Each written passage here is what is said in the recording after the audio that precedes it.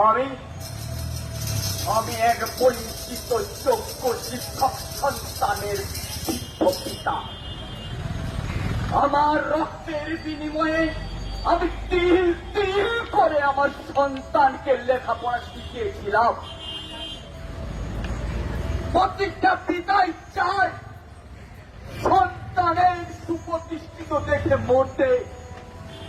হায় রে ভগবান, সরকারের দুর্নীতির কারণে আজ আমার ছেলের চাকরি নেই। আমি আমার বুকের গ্লানি নিয়ে কিভাবে মৃত্যুবরণ করব আমি তো বুঝে উঠতে পারছি না।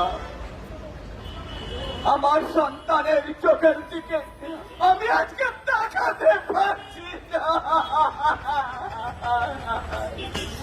মহামান্য বিচারপতির কাছে আমার বিনীন্দ্র আবেদন, কি দোষ করেছিল আমার এই সন্তান?